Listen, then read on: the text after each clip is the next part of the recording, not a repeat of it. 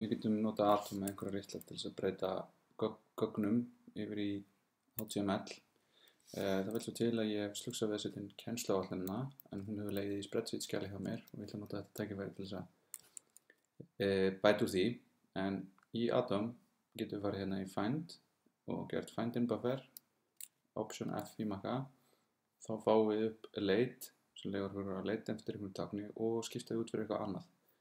Við kveikið hérna á regex, sem því að við getum leitað að sérstökum stöfum eins og tab tákninu og newline tákninu, en þær eru að skipta gögnum okkar.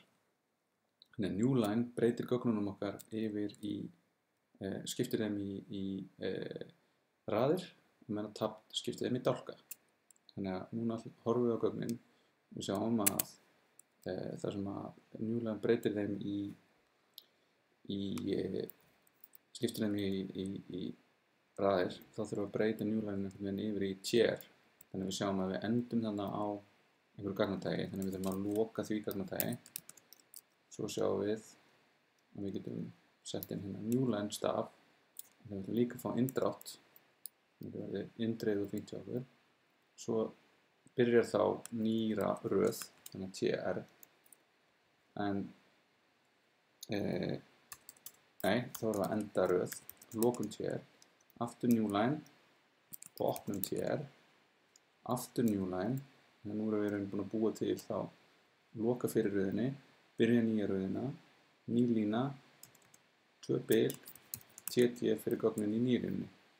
Svo gerum við replace all, þá sjáum við, tjekkum okkur aðeins af hérna, við þurfum að laga byrjunin og endan á gögnum okkar, en það er alltaf læg, það er miklu fljótlegra en að gera þetta allt saman. Þannig að hérna eru öll gögnin komin í innan eins tt. Þannig að það sem við viljum gera næst er að finna alltaf tab-stafi. Við sjáum þá að þeir eru í hverri línu og við viljum breyta þeim þannig að þeir fari rétt utan á gögnum okkar. Þannig að við sjáum fyrsti tab-stafurinn, hann er við endan á gögnum, þannig að við lokum tt. Við ætlum að halda áfram að draga þetta snurstilega inn, gerum nýja línu, 2 bil og opnum tt. Og þá sjáum við að næsti tab-karakter með lokunum, gerum nýja línu og svo framvegis. Nú gerum við replace all. Þá sjáum við að þetta er orðið nokkuð fínt hjá okkur og við ætlum að byrja því að laga hérna þetta.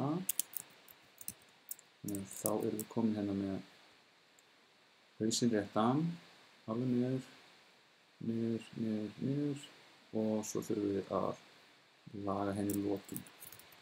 Þannig að það lokum við bara og lokum svo röðinu hérna. Síðan hérna, af því að headurinn á ekki að vera tt, þetta er th sem er table head. Þá ætlum við að velja hérna tt og gera svo option d, sem við veitum ekki hvað heitir nákvæmlega. En það alltaf að velur öll tilvikin hérna, við veljum öll tilvik sem við viljum, allt komið, th og escape, þess að losna við það, við veljum allt, smellum við yfir í hérna tilbúið pláss fyrir töflunum okkar, vistum og hér erum við með þetta, sjáum við að þetta er eitthvað bilað, við sjáum hérna að þessi gögn hérna fara vitlaust. Svo við getum ekki bara að laga það í fljótur hérna. Eitthvað, hvað hefur verið úrskeiðis? 35 og 28 hérna. 35 og 28, eitthvað hefur klipað hérna. Lögum það, drögum inn, listum, sjáum, taflan komin fín og flott. Við erum sáttu þetta. Og já.